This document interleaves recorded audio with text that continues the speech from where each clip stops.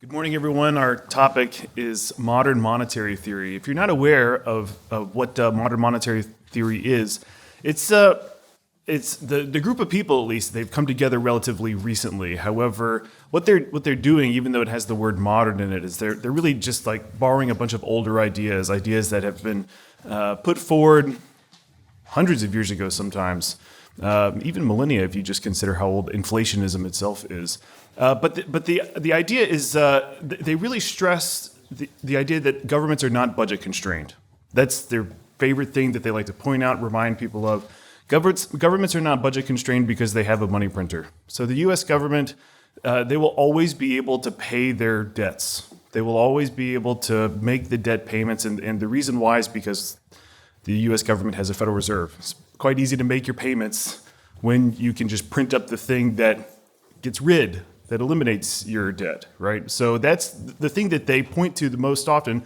And the way that they use it rhetorically is they use it to ridicule those who are the deficit hawks, the people who are really worried about the size of U.S. government debt. So like whenever they see a headline in the Wall Street Journal or elsewhere that's talking about how big the U.S. government debt is, they'll basically say, effectively, "You idiot, don't you realize that the government will always be able to pay its debts. The size of the debt doesn't matter. What really matters is blah, blah, blah." And they go through their whole spiel about what governments ought to be doing with this great authority that they have, this great privilege that they have to be able to create new money. But I referred to some of the older ideas that have they've sort of made a hodgepodge of these ideas to make modern monetary theory. And those ideas include post-Keynesianism. A lot of the current modern monetary theorists, they came from a post-Keynesian background that really emphasizes the concept of effective demand. Labor markets aren't clearing, and so that decreases how much workers are earning. And there's that decrease in employment means that those workers can't go out and consume. They can't increase consumption spending and boost aggregate demand that way. But they also combine that with chartalism, the idea that money originated from the state. I'll have a bit to say about that later on. But they're also big proponents of Ava Lerner's functional finance idea, that the way that we should think about what the government is doing with its spending, its taxation, and its monetary policy, monetary and fiscal policy, is it should just be targeting particular outcomes, but it shouldn't be too concerned about the size of the debt. So the only thing that monetary and fiscal policy should be focused on is achieving full employment, for example. But then they also bring in some other things like they bring in Minsky's financial instability hypothesis, which gives them this idea that markets on their own are very unstable, and so we need like this powerful government to come in and prevent speculation from getting out of hand and causing crises. So that's just to sort of give you a picture of what they're drawing from and what their main point of view is. What are they arguing for? It might not be surprising to you to hear that they're very much on the leftist progressive side of things, right? Because they see this ability for the government to do all sorts of things with the money printing power, and they think, hey, we can solve climate change. Hey, we can solve any sort of unemployment problem. Hey, we look at all of these idle resources, or all these resources that are being used in ways that we don't like, and we can change that with the power of government. So They definitely align with that side of the political spectrum. Okay, so I saw MMT becoming popular, and I thought I also saw that Austrian economists had some great critiques of what these MMTers were saying, and so I thought it would be good to combine some contributions, some critiques of MMT from Austrian economists, many of whom you see here are on faculty here at Mises University. And so here's a preview of what the chapters are covering, who's talking about what. So I have a chapter on the origins of money. Dr. Salerno has a chapter on what's called the spending illusion. So what he sees in MMT is that they lack this ability to explain value and market prices, and so they resort to explaining things like the price level and the purchasing power of money by looking at aggregate flows of spending against flows of spending. He calls that the spending illusion. Bob Murphy, who actually usually gives this presentation with me, at least in the past 2 years, we've given it together. He has a chapter in there that's addressing the claim that You often hear from Stephanie Kelton, one of their most popular proponents, where she says their red ink, the government's red ink, their deficits is our black ink. So all of the deficits and debt that you see on the government sector, this is a net financial surplus for us. And so Bob Murphy is taking that claim head on. More on that later as well. But we also have great chapters from Patrick Newman about the wastefulness of government spending. So he's bringing in the socialist calculation argument, how we need economic calculation to know how to use resources wisely, to economize our resources. Carl Friedrich Israel has a great chapter on sort of the technical issues with price inflation measurements, and how even though MMTers will say that they're concerned about price inflation, I'm not sure how truthful they are when they say that, but they say they're very concerned about price inflation. One issue with that, as Carl Friedrich Israel points out, is that they don't really have a reliable way to measure price inflation. There's not a non-ambiguous or scientific way to aggregate or average together prices, and depending on the technique that's used, you can get one answer versus another. And so Carl Friedrich Israel shows that they might claim to be concerned about price inflation, but they really have no way of knowing if their policies are causing too much price inflation because we don't have a reliable metric of such a thing. Per Byland, who's in the audience today, he has a great chapter it's more big picture, looking at what I call the economics-shaped hole in MMT. So they don't have a theory of value, of price. There's no entrepreneurship.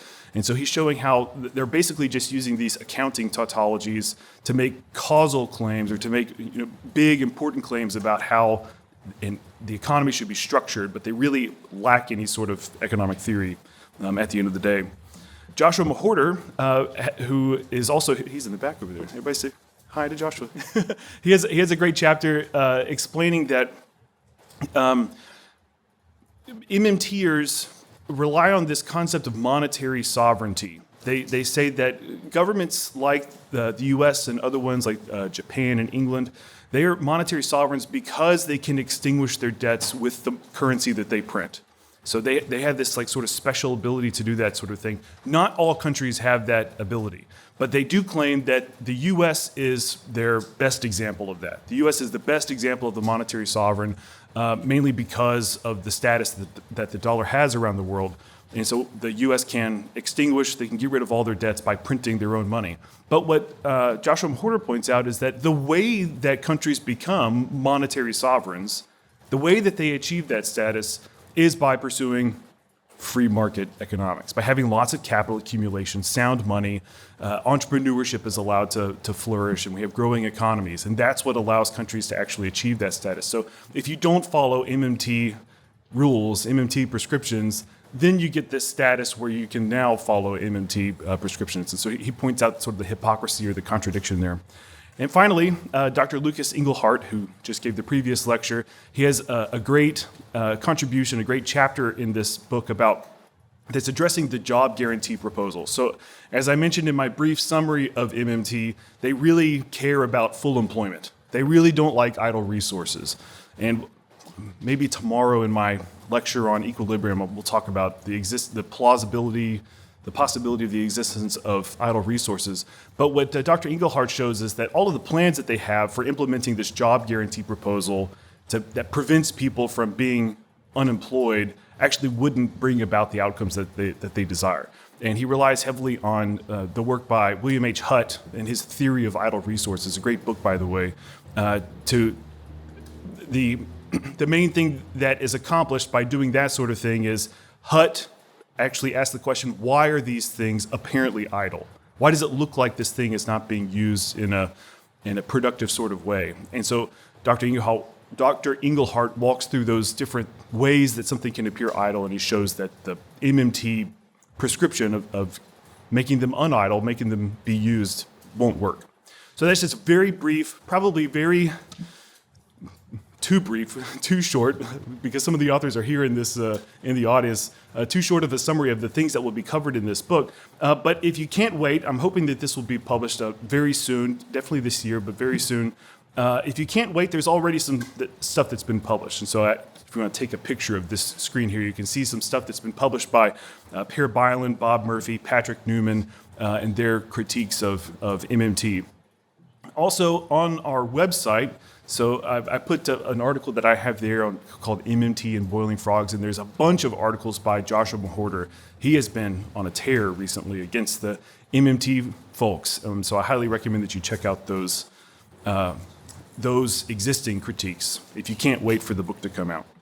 Okay, so the way that this is going to go is I'm going to show some clips from a documentary that was made by the MMT folks. So I've got 3 different clips, and so I don't want to straw man them, so let's see what they're saying about their own views, and then I'll respond to what's being said.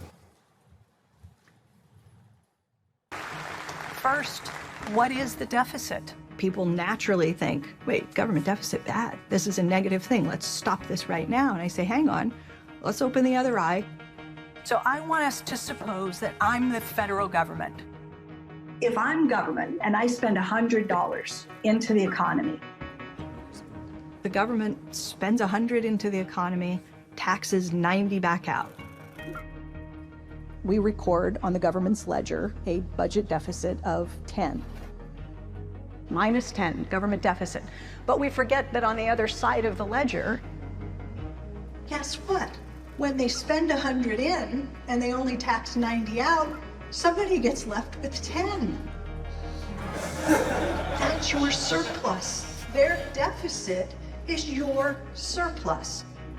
Oh, right, you got your surplus from the government's deficit, and all of a sudden, they start realizing that they've been missing part of the story. That's when I show the sector balance graph to audiences. It's the most important chart in the world. Government deficits are almost always seen in a negative light. Nothing but a sea of worrying red ink. That's not how I look at it. Here's what I see. I see what's happening on the other side of the government's ledger. On the other side of the government's deficit is a non-government surplus. Their minus 10 is matched by a plus 10 on somebody else's balance sheet. So my red ink is your black ink. That graph is really the one that when I show it to audiences, it changes everything. So when you see a headline like this one, $1 trillion deficits could be the new normal. This is meant to shock and frighten. But take a breath and read it this way. Watch the word deficit. Don't you feel better? Don't you feel better? $1 trillion surpluses to the private sector could be the new normal. Oh, all right. I'm down. Has anybody's mind changed? Anybody convinced? Okay, so yeah, it's humorous, but it is true that many people find this line of argument very appealing, compelling even. Like they just agree with this sort of thing. So I think it's worth pointing out like how exactly is it wrong? Because in a certain sense, depending on the way that these terms are defined, what she's saying is true. So when the government goes into debt, when it's selling a bond, and it posts a budget deficit, that does mean that there's red ink on behalf of the government. And if somebody owns that government bond outside of the government, then that's a net financial asset for that person, right? So what doesn't follow from this is that government debt is necessary for saving and capital accumulation. What doesn't follow is that this is what's required for the government, what's required for the private sector in general to become more wealthy. And in fact, if you think of what's not true, what's blatantly false about this is that it's not a net financial asset for the private sector in general, and I'll explain that in a little bit. But first, about the claim that we don't need government debt in order to grow. Just consider Crusoe. So you've heard Crusoe mentioned many times this week.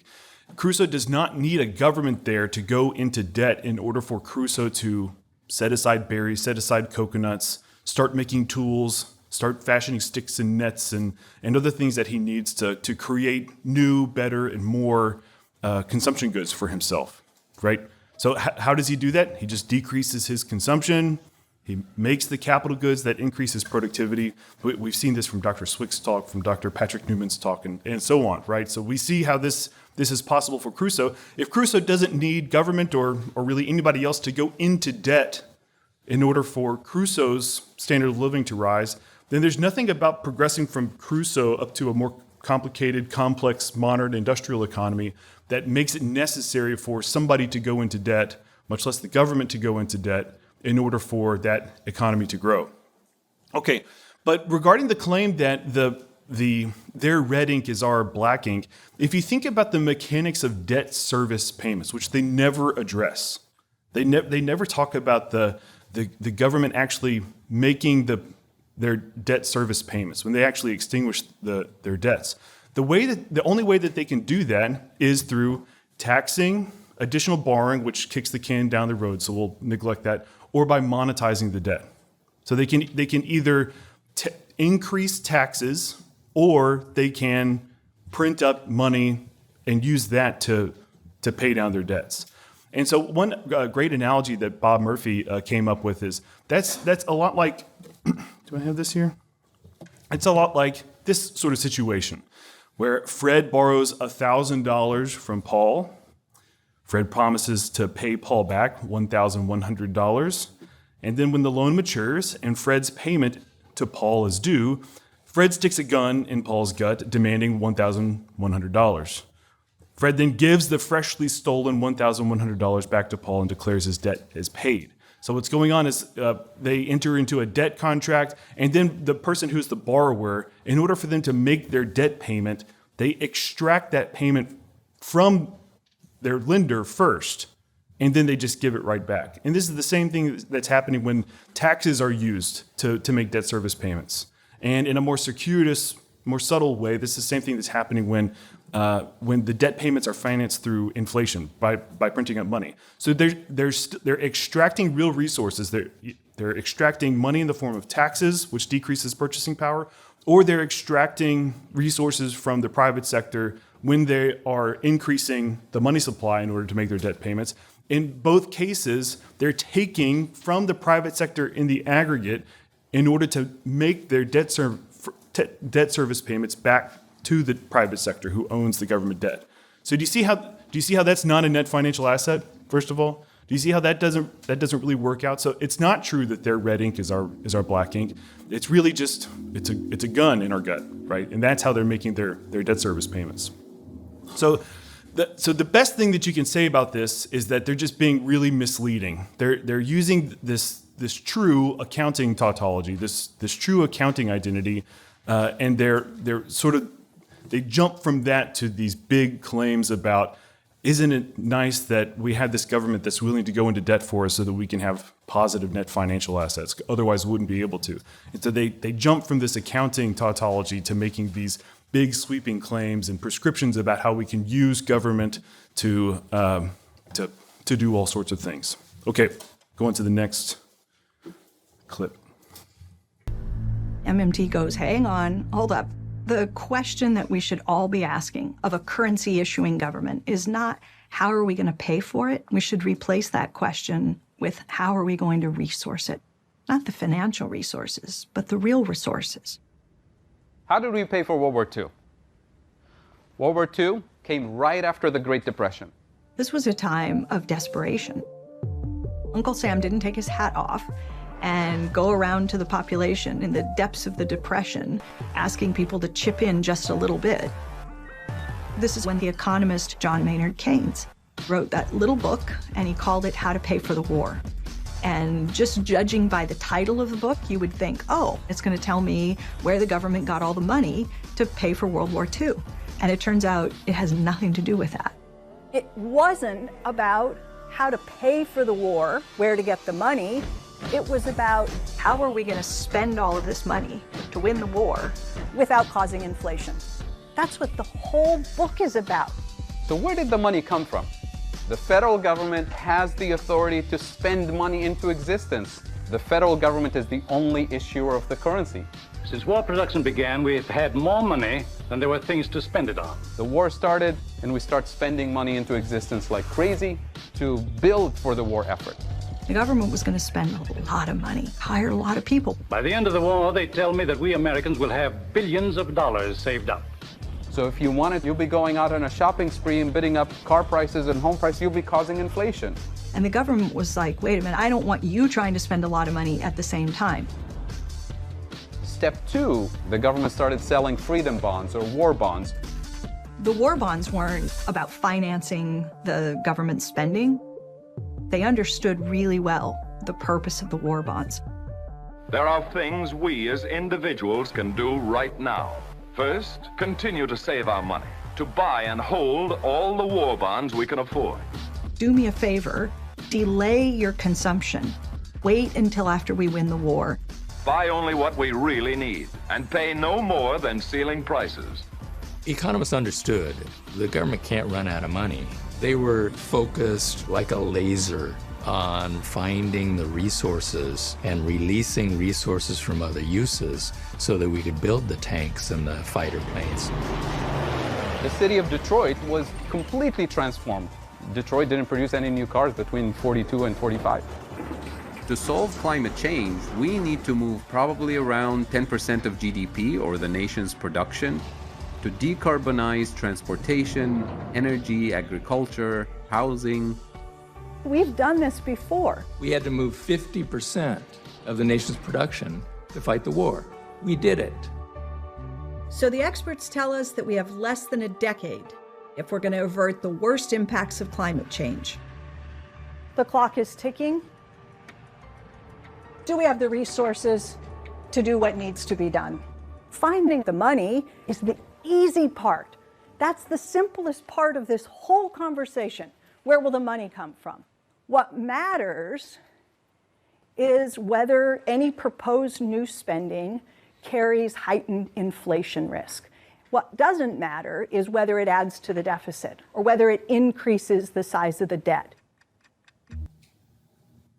Yeah, so she said finding the money is the easy part. Did you catch that? And it seems like I don't know if it's a contradiction or hypocrisy or something, because in like a few sentences later they'll talk about how, oh, but if we're using money printing to fund war or to solve climate change, we got to print up all this money to achieve these goals that we have. We have to be sure that we don't cause too much price inflation. And how do we not cause too much price inflation? Well, we use taxes and borrowing to sop up purchasing power. We'll tax money away from people so that they're not competing for the same goods and services that Uncle Sam wants to buy, causing prices to go up. And we'll borrow from them. We'll go on this huge propaganda campaign and get people to purchase savings bonds. So we'll do a bunch of borrowing that will take money away from the private sector. Do you see the contradiction there? Because they're saying, oh, finding the money is the easy part. We don't have to tax. We don't have to borrow too much, right? Finding the money to do this stuff is easy. Yeah, we're going to have to tax and borrow. That's going to be a necessary part of this process, right? Do you see how they require taxes and borrowing to?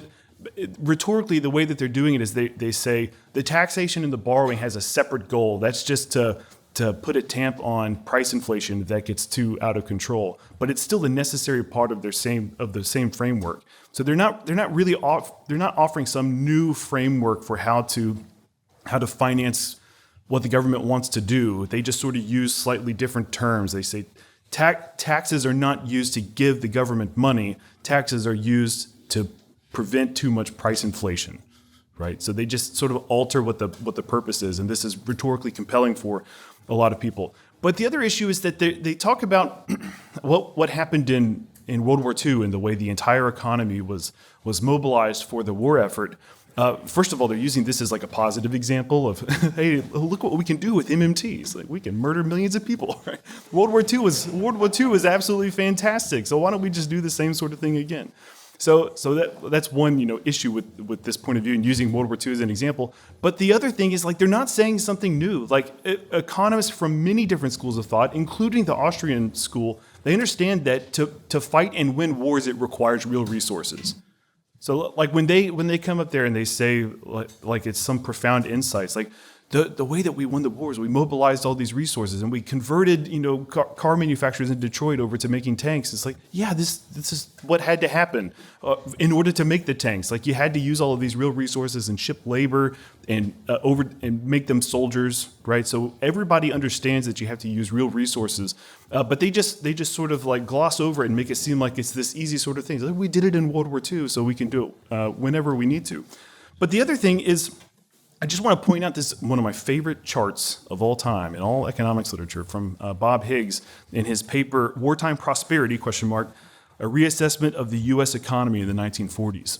And so what Bob Higgs is doing in this paper is he's addressing the claim that it was World War II that got us out of the Great Depression, so that what we really needed, FDR was sort of dragging his heels. He didn't have large enough deficits.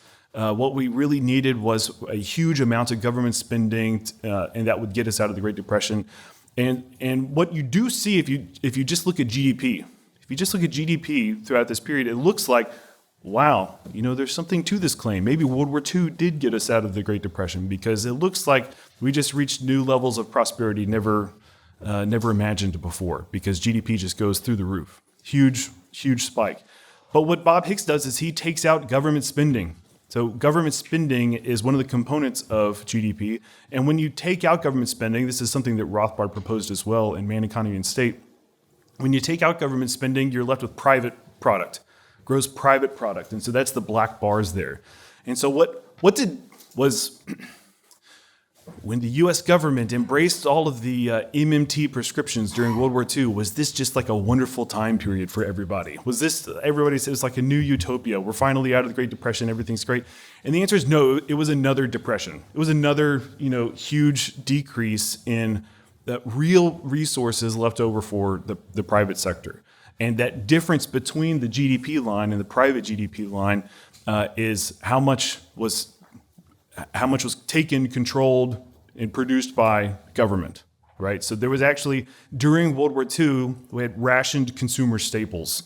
So people just couldn't consume as much. And also there were these huge propaganda campaigns getting people to plant their own gardens so that they wouldn't go out to the stores to buy things. And so it was a terrible time for the average private citizen during the war. This was not some MMT utopia that they're sort of giving the impression that we could have. If only we would adopt this same framework, the same point of view about what the government can do now when we want to address climate change.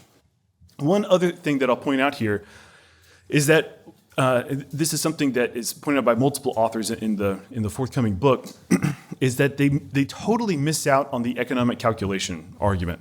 So they just say that the government has these great goals. Like, we all know that we need to address climate change. We all know that we need this set of public goods. We all know that we need a job guarantee program. There's all these different things that we know that we all need, and they're just sort of like positing that everybody has the same value.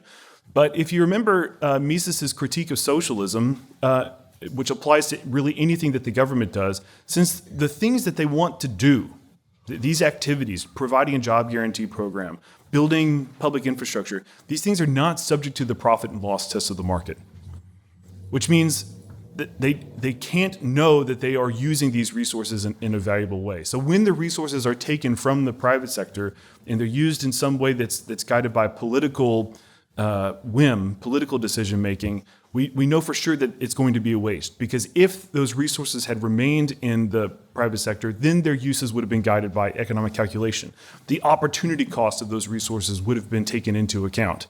It's like, no, if you want to use all of this titanium to make railroad track, that's going to be exorbitantly, prohibitively expensive to do that. But that's something that's not technically out of bounds for what government might do with resources, using very valuable resources for things that have more important uses elsewhere than using them in less important projects. So that pervades everything that government does, including war making and including anything that they might do to battle climate change. I've got one more clip to show you.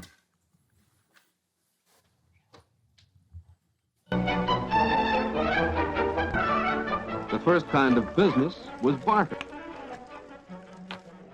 But what would you trade in a hardware store for a gallon of paint?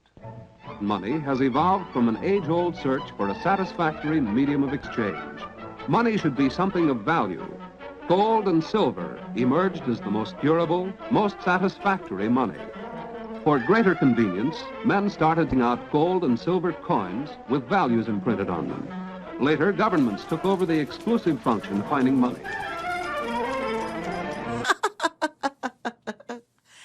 Everything is wrong with that story. If you look at any economics textbook, it's almost exactly always the same story. The barter story fits into the mainstream ideology. They want to start with the market, the private market, with no government. And then much later in their story, the government comes along to use some of that money, like the rest of us. The problem with that story, number one, when was there ever this barter market? Money has existed for thousands of years before markets were developed. And rather than gold, for most of time, people have used clay or sticks or shells or paper. Things that don't have apparent intrinsic value. Why?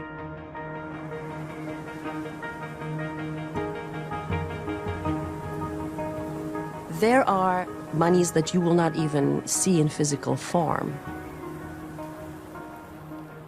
If we take ancient Egypt, the deben never changed hands. It was simply a virtual record. And the reason is because money is not a physical object, it's a unit of measure. And it's a record of a social debt relationship. The earliest forms of money that we find are Mesopotamian clay tablets. It appears that in the very beginning, the authorities would impose taxes in kind, say 2 goats, or maybe 1 cow. You could think of money much the way we think of centimeters, inches, pounds. The development of a money unit of account is conceptually a bit more difficult because you can use it to value things that have apparently nothing in common. A bushel of wheat versus a goat. Ancient Mesopotamia had complex social organization, structure, production systems. And like every society, they had to keep track of things. The clay tablets were the counting records. They were like little ledgers. In fact, these are the earliest records of writing. So writing wasn't invented by poets, it was invented by accountants. To solve the problem of producing and distributing real resources, like bread, labor, livestock, beer. Money is not itself a real resource. Money is a tool invented by political authorities to organize and mobilize real resources. By the way, even though he had sort of like a scary look on his face, he's saying that's a good thing, right? It's like money is a tool that's invented by political authorities that allow them to mobilize and manage real resources. He's like, isn't that great? So, which is sort of interesting. There is a decent bit of, I shouldn't say decent. There is some overlap between the claims from MMTers and claims from Austrian economists. And I covered that in the introduction to the book. But one is that we both agree that governments can use money printing to command resources over the economy. We just think that that's a bad thing. and they think this is like the greatest thing in the world. And actually, that's their starting point for the rest of their economic analysis. But I mean, we also agree that governments are not budget constrained. You can find passages in Murray Rothbard's Man, Economy, and State where he's talking about, yeah, of course governments can pay their debts. Because they can tax, because they can print money, they can pay their debts. And that's why Rothbard emphasized that the real thing that we should be looking at is not the size of the debt, but the amount of government spending. That's the one that's really giving you an indicator of the scope of the government's waste of resources. Okay, but about their take on the origins of money, this is the basis, or that's what I was addressing in my chapter in the anti-MMT book. And so I watched this and I read some MMT stuff about what they were saying about the origins of money. They really like ancient Mesopotamia. They in this clip they pointed to ancient Egypt, which, by the way, you can just sort of refute them with a quick Google search. That ancient Egyptian deben that she was talking about, it was a unit of weight. Because she sort of gave this impression that it was like an ancient cryptocurrency, like it was just like this unit that they would she called it virtual, a unit that they would use to say this is worth that much and this is worth that much.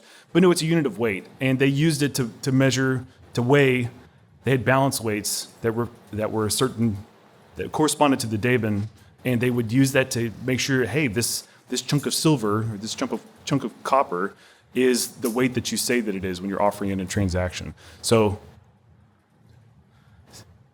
yes, it is a unit of measurement, but it wasn't the money. Well, I mean, what was actually being used as money back in this time period in this region was silver. So they also talked about the ancient Mesopotamian clay tablets, and that was really the thing that I attacked in my chapter. Randall Ray especially likes this idea that the temple authorities, palace administrators in ancient Mesopotamia, they would use their chisels and they would make markings on these clay tablets, and they were keeping track of resources, and these little clay tablets were the original money. But the thing is, like, by the way, he doesn't cite any research when he's making these claims. Zero research cited. No archaeologist is consulted when he's making these claims. He does consult Alfred Mitchell Innes, another economist from about 100 years ago. But when you go and see what Innes was saying about the clay tablets from ancient Mesopotamia, he also doesn't cite any archaeological work. What are historians of this period actually saying? If you do consult the archaeologists, and so I actually go through this, dozens and dozens of archaeological papers about ancient Mesopotamia, they all say, 100% consensus, silver was used as money in ancient Mesopotamia. But you might be wondering, there's just a survey of some of the archaeological digs that were reported in the papers that I was looking at, and it's on a timeline to show where they were finding it and where they can date it to. You might be wondering, since all of this was before coinage, they're making these claims about silver being used as money, but coinage isn't invented until 630 BC, roughly. And so, like, how were they using silver as money? And the answer is they were using what's called hack silver, what the archaeologists call hack silver. So they would literally, like, they've got like a bracelet or a necklace or something, and they got to make payment. They got to pay for their eggs or livestock or something, and they would literally cut up a piece of their jewelry to make payment. And one reason why, there's a few reasons why the archaeologists have come to this conclusion, is because when they do their digs and they find these hack silver hoards, these broken off pieces of silver, they actually find that the chunks correspond to the balance weights that they were using. So they would use stones or other hard materials as a balance weight, and they tried to keep it standardized if everybody's being fair with their balance weights. They would keep these balance weights so that they can engage in commerce with one another. So when one person says, I'm giving you this much wheat or I'm giving you this much silver, they can check it with their balance weights. But when you look at the pieces of hack silver, the little chunks of silver that were found in the digs, they match the weights of those balance weights. So it's very clear that they were trying to achieve a certain weight when they were breaking off the pieces of silver. Moreover, another thing that was found was the chocolate bar ingot. Oh, by the way, there's also like all sorts of great linguistic, etymological things going on with the words for paymaster, the pictograph for the shekel. All of these refer to like implements or people who would cut up metal. The Akkadian word for silver capsum derives from another word that meant to break into pieces, right? So it was there linguistically as well. The words that they were using to describe making payments or a paymaster or money, it was all like cutting up metals. Okay, so what forms did the hack silver take? So like I said, they would actually break off pieces of jewelry, other things to make payment. But there was one thing that they found often was the chocolate bar ingot, and it looked like this, where it was long and there were little indentations, little narrow sections, and you could tell that they had designed it so that they could break off a piece of, this is why it's like a Kit Kat bar, right? Chocolate bar. Break off a piece of this silver ingot, and it would be about close to the weight that they would try to achieve when they're doing the balance scales and transacting with one another. So like the little pieces of the chocolate bar ingots match the weights of the balance weights that they find. So like you get little chunks like this. Here's some more of the hack silver. Based on the results of different statistical analyses, this is from Ialongo, Nicola Vaca, a bunch of other authors whose names I can't pronounce, we conclude that the starting hypothesis is valid, and that hacked silver currency in the ancient Near East was shaped and or fragmented in order to comply with the normative weight systems in use in trade network where it circulated. So the balance weights and the use of silver, hacked silver, to make payments back then, it was not just in ancient Mesopotamia, but it was also in Egypt and the rest of North Africa. They found the same weights, and also using lead isotope analysis, they found silver that had been used in ancient Mesopotamia or in that part of the Middle East. They found it over in the Iberian Peninsula. So like this silver was being used for international trade as well. It wasn't just like in ancient Mesopotamia, which also goes to show that it was a product of the market. This definitely confirms or goes along with, validates what we would expect if we were looking to see Menger's theory of the origins of money in the archaeological findings. Also, going all the way as east as India, they found the same pieces of silver, or silver sourced from the same sort of areas. So it was being used for international trade everywhere. There's a great archaeologist who was sort of summing up what all of his colleagues were saying about the use of silver as money in ancient Mesopotamia. Here's a paper called Money in Mesopotamia. He said, money, of course, did exist in ancient Mesopotamia. Usage of terms like money, currency, cash, etc. by cuneiformists, I don't know how to pronounce that, to describe silver is so ubiquitous in the literature of the last century and a half that if money were not recorded in the cuneiform documents, one would have to make the improbable inference that everyone who had used this term had entirely misunderstood the text. So here he's showing that there's broad, close to, if not 100% consensus among archaeologists that silver was used as money. I've got a minute left. The MMTers also like David Graeber, which, if you're not familiar, David Graeber he's a credit money theorist. So he says that money originated out of debt contracts. Chartalists say money originated with the state. Graeber and credit theorists say money originates from IOUs. However, they cite Graeber and the credit theorists favorably. They like Graeber. And the reason why is because they view the credit theory of money as just like a special application of their theory. Because if money originates from the state's debts, and the fact that the state creates these tax obligations, so people owe the state this thing, and the state just says this thing is money, and we're going to collect it back in taxes, then that's just the state incurring those debts, and the state have making those obligations in which people would make payments in this thing that the state decides. And the credit theorists are saying that just in general, debt contracts, IOUs, can form a basis for getting a money started. So they like Graeber, but if you read Graeber on ancient Mesopotamia, he says silver was used as money. So like they like each other, but they're saying contradictory things. They're contradicting themselves. And so I hope you get a chance to check out the book. We have a lot of fun exposing these contradictions and critiquing this school of thought, modern monetary theory. Thank you.